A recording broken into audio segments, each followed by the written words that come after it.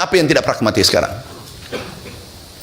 Negara saja pragmatis. Tidak ada ingin negara tetangga dan seluruh dunia Indonesia swasembada. Kenapa? Ini adalah pasarnya. Pragmatis kan? Benar nggak? Sekarang tidak impor. Tuh Indonesia mengubah peta pangan dunia. Tuh harga turun dari $650 per ton turun serendah-rendahnya, titik nadi terendah. 300. Ini harga beras dunia turun. Tidak bahagia kan? Thailand tidak bahagia, Vietnam tidak bahagia, Kamboja tidak bahagia, Pakistan tidak bahagia, India tidak bahagia.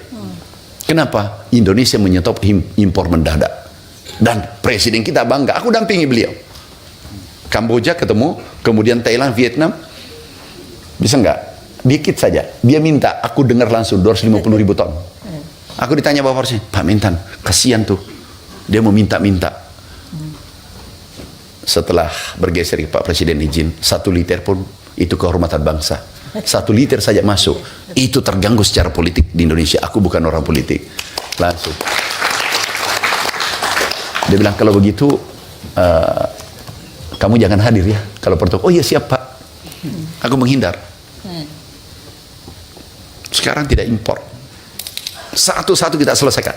Kami sangat yakin, Bapak Presiden bukan karena kami menterinya. Tapi ilasnya aku masih berguru sama beliau. Ilasnya aku masih berguru beliau. Aku nggak usah ungkap, tetapi ilasnya untuk merah putih aku berguru dengan beliau. Dan saya sudah siap lahir batin. Tidak aku biarkan koruptor di kementerian. Tidak aku biarkan mafia berkeliaran di sektor pangan. Aku dapat, aku beresin. Itu nggak ada. Halo Sobat Infodong. Selamat datang di channel yang selalu ngajak kamu mikir kritis bareng. Coba bayangkan. Cuma dengan satu pengumuman, Indonesia sukses bikin para pedagang beras di Bangkok dan Hanoi garu-garu kepala. Harga beras dunia terancam terjun bebas, dan jutaan ton beras yang siap panen tiba-tiba nggak tahu mau dijual kemana. Ini bukan sekadar berita ekonomi biasa. Ini adalah langkah geopolitik berani dari pemerintah Indonesia, menyetop impor beras untuk konsumsi umum hingga akhir 2025. Di video ini, kita bakal bongkar tuntas gimana satu keputusan ini bisa mengguncang dunia dan apa artinya buat kita, buat petani, dan buat isi piring kita di rumah. Sobat Infodong, sebelum kita masuk ke inti, kita mundur dulu sedikit. Selama bertahun-tahun bahkan puluhan tahun, ada sebuah ironi besar yang nempel di Indonesia. Kita ini negara agraris, tanah kita subur, petani kita hebat bahkan dijuluki lumbung padi dunia. Tapi di saat yang sama, kita justru jadi salah satu importir beras terbesar di planet ini. Setiap tahun, kapal-kapal raksasa bawa jutaan ton beras dari Vietnam, Thailand, dan Pakistan ke pelabuhan-pelabuhan kita. Baru di tahun 2024 saja, jumlah impor beras kita besar banget buat menstabilkan pasokan dan harga. Ketergantungan ini bukan tanpa sebab. Jumlah penduduk yang terus nambah, sawah yang jadi perumahan dan industri, plus tantangan iklim sering bikin produksi kita nggak sanggup ngejar kebutuhan. Analoginya begini, kamu punya kebun mangga paling luas di komplek, tapi tiap hari malah beli jus mangga kemasan dari tetangga. Aneh kan? Kurang lebih itulah posisi Indonesia di pasar beras global selama ini. Kita ini pelanggan raksasa. Negara eksportir seperti Thailand dan Vietnam bahkan menggantungkan ekonomi pertanian mereka dari pesanan kita. Mereka tanam padi, panen, dan udah yakin, tenang, sebagian besar pasti dibeli Indonesia. Hubungan ini kelihatannya saling menguntungkan, tapi ternyata rapuh banget. Zona nyaman yang berbahaya ini berjalan bertahun-tahun. Buat negara eksportir, ini jaminan pasar. Buat Indonesia, ini solusi instan buat nutupin kekurangan. Tapi di baliknya, ada harga yang harus dibayar. Nasib petani lokal yang kejepit beras impor murah, dan kedaulatan pangan kita yang selalu di ujung tanduk. Nah, kondisi inilah yang jadi panggung untuk sebuah keputusan yang mengubah segalanya.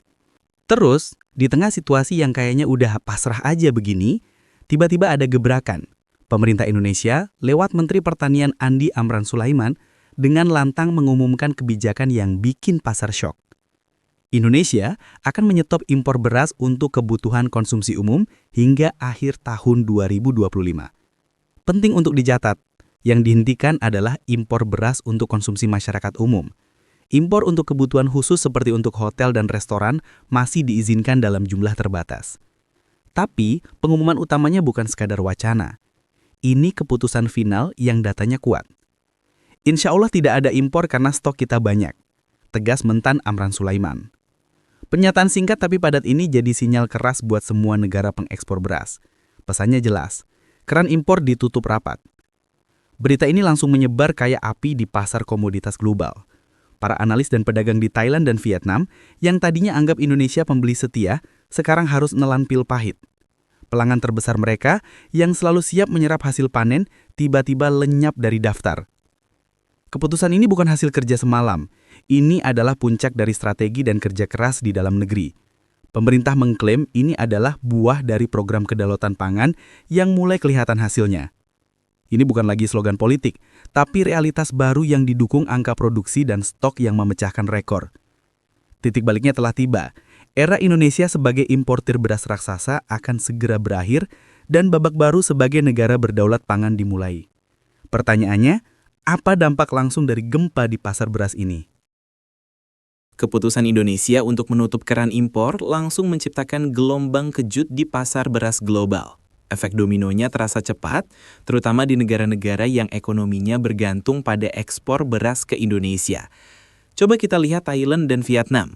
Selama ini, mereka nyaman banget jadi pemasok utama buat lebih dari 280 juta mulut di Indonesia.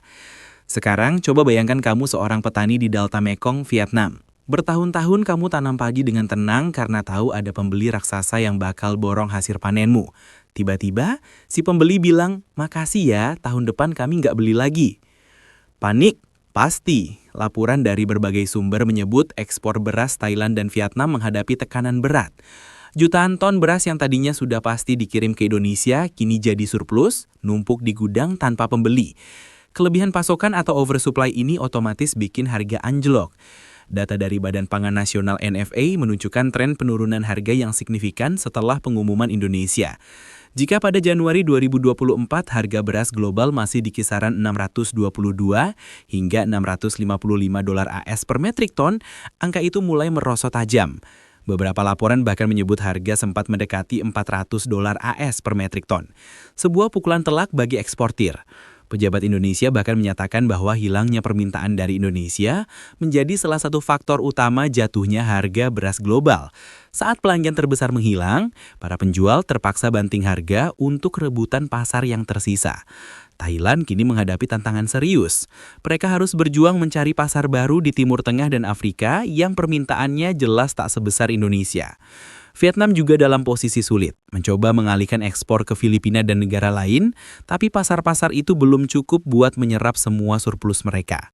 Dunia benar-benar kalang kabut.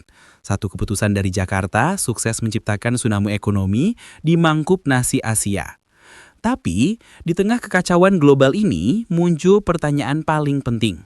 Kenapa Indonesia berani melakukan ini, dan gimana ceritanya kita yang tadinya importir kelas kakap, tiba-tiba bisa berdiri gagah di atas kaki sendiri? Nah, Sobat Infodong, kalau informasi ini bikin kamu makin tercerahkan, jangan lupa tekan tombol subscribe, like, komen, dan nyalakan lonceng notifikasinya ya. Sobat Infodong, langkah drastis Indonesia ini bukan sulap, bukan sihir, tapi hasil dari strategi besar yang dieksekusi dengan rapi. Ada dua pilar utama yang menopang kebijakan berani ini. Lonjakan produksi dalam negeri yang fenomenal dan cadangan beras nasional yang penuh sesak sampai mecahin rekor. Alasan utama Indonesia berani bilang stop ke impor adalah karena sawah-sawah kita sekarang panennya melimpah ruah. Proyeksi produksi beras untuk 2025 sangat optimis, diperkirakan mencapai 34 hingga 35 juta ton. Angka ini naik luar biasa sekitar 4 juta ton dibanding tahun-tahun sebelumnya. Gimana caranya?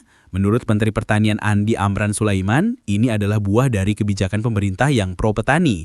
Pemerintah menyederhanakan aturan yang ribet, mempermudah petani dapat pupuk, dan memperkuat infrastruktur seperti irigasi. Program optimalisasi lahan juga jadi kunci, di mana lahan yang tadinya cuma panen sekali setahun, sekarang bisa panen 2-3 kali. Lompatan produksi 4 juta ton ini bukan sekedar angka. Kalau dihitung-hitung, kenaikan ini bisa memberi tambahan pendapatan sekitar 60 triliun rupiah langsung ke kantong petani Indonesia. Ini bukti nyata, kalau produksi dalam negeri digenjot, kesejahteraan petani ikut naik. Laporan USDA bahkan mengakui lompatan produksi ini menempatkan Indonesia di posisi puncak produsen beras di Asia Tenggara, melampaui Vietnam dan Thailand. Selain produksi yang meroket, pilar keduanya adalah cadangan beras pemerintah atau CBP yang dikelola Bulog. Stok beras nasional berada di level super aman. Laporan per November 2025 menyebutkan stok beras di gudang Bulog mencapai angka fantastis, hampir 4 juta ton. Bahkan sempat menyentuh rekor tertinggi dalam sejarah Bulog. Sebagai perbandingan, stok akhir tahun di tahun-tahun sebelumnya seringkali cuma di bawah 2 juta ton.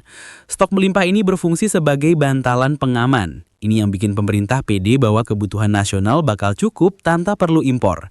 Tapi beberapa ekonom mengingatkan, stok yang terlalu besar ini bisa jadi bom waktu kalau tidak dikelola dengan baik. Beras yang disimpan kelamaan beresiko turun mutunya. Jadi tantangan pemerintah selanjutnya adalah bagaimana menyalurkan stok ini secara efektif ke pasar untuk menjaga harga tetap stabil tanpa malah merugikan petani di panen raya berikutnya. Kombinasi dari produksi yang meledak dan cadangan yang meluber, inilah fondasi kebijakan penghentian impor. Indonesia tidak lagi cuma ngomongin swasembada tapi benar-benar melakukannya. Sobat Infodong, ini momen yang luar biasa. Untuk pertama kalinya dalam sejarah modern, Indonesia mengambil alih kontrol. Indonesia bukan lagi pemberi panik. Indonesia adalah kekuatan yang mengguncang pasar. Tapi, perjalanan ini belum selesai. Kita masih harus menjawab, bisakah produksi kita stabil 3 tahun berturut-turut? Bisakah surplus ini tidak menekan petani? Bisakah pemerintah menata ekosistem pangan lebih rapi? Apakah ini awal dari swasembada permanen?